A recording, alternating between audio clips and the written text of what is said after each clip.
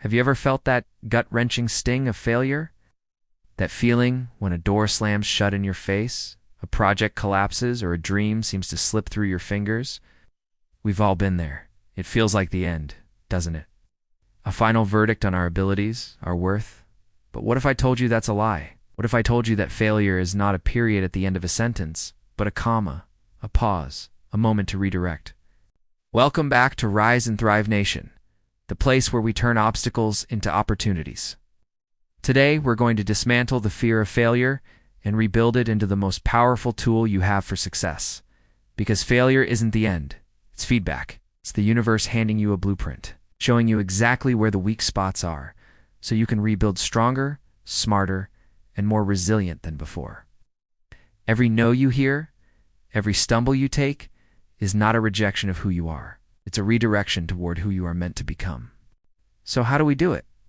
How do we transform this painful experience into a powerful comeback? The first step is to reframe your perspective. Stop seeing failure as a personal judgment. It's not about you being not good enough. It's about the strategy, the approach, or the timing not being right. Michael Jordan, one of the greatest basketball players of all time, famously said he missed more than 9,000 shots in his career. He lost almost 300 games. 26 times he was trusted to take the game-winning shot and missed. Did he see himself as a failure? No. He saw each miss as data. Each loss was a lesson.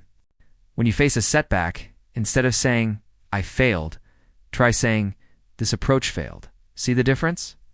One is an identity. The other is an event. You are not your failures. You're the person who learns from them.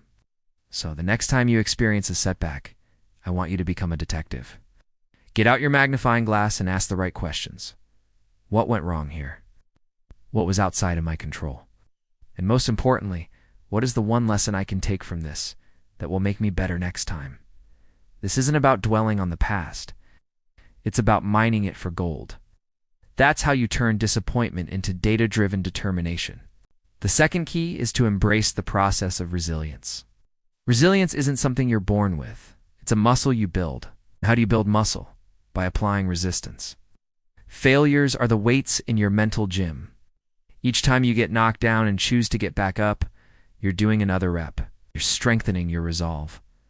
Think of it like a video game. You don't beat the final boss on your first try. You'll learn its patterns, you'll level up your skills, and you come back stronger. Life is the same. Every setback is just a chance to level up. It's crucial to give yourself permission to feel the disappointment. Don't suppress it. Acknowledge the sting, the frustration, the sadness. It's human, but don't build a house there. Give yourself a time limit, an hour, a day, whatever you need to process the emotion, then shift your focus. What can you do now? What is the very next small step you can take to move forward? It doesn't have to be a giant leap. It can be as simple as making a phone call, sending an email, or even just going for a walk to clear your head. Action is the antidote to despair. It's the engine that turns the fuel of failure into the momentum of a comeback. Let's talk about a practical strategy you can use right now. It's called the failure resume. We all have a resume listing our successes, our achievements, our wins. But what if you created a resume of your failures? Write down the projects that flopped, the jobs you didn't get, the goals you missed. But here's the crucial part. Next to each one, write down what you learned from it. What skill did you gain? What character trait did you develop? What new path did it open up for you? You'll quickly realize that your biggest failures were often the catalysts for your greatest growth. That failed business taught you about budgeting. That rejection letter forced you to find a better, more fulfilling opportunity. That difficult experience taught you empathy and strength you never knew you had. When you look at your failures through this lens, they stop being sources of shame and become badges of honor. They are proof that you tried, that you took a risk, and that you have the grit to keep going. They are the foundation upon which your comeback story will be built. Consider the story of J.K. Rowling. Before she gave us the magical world of Harry Potter, she was a single mother, struggling to make ends meet, and her manuscript was rejected by 12 different publishers. 12, she could have given up. She could have decided that her story wasn't worth telling, but she didn't. She used each rejection not as a stop sign, but as a stepping stone. She believed in her vision, and she persisted. Her perceived failure became the prequel to one of the most incredible success stories of our time. Your story is no different. Your setback is not the end of your book. It's just a difficult chapter. And this chapter is teaching you something vital for the chapters to come. It's building your character, honing your skills, and preparing you for the destiny that awaits. So if you're in the middle of that tough chapter right now, feeling the weight of a setback, I want you to know this. You are in the process of becoming. You are being forged in the fire. This pain, this struggle, is not pointless. It is purposeful. It is the raw material for your greatest comeback. Don't let the fear of striking out keep you from stepping up to the plate. Don't let the fear of falling keep you from climbing the mountain. The world doesn't remember the people who never failed. It remembers the people who failed and failed and failed again, but never ever gave up. They are the innovators, the leaders, the champions. They are the ones who understood the secret.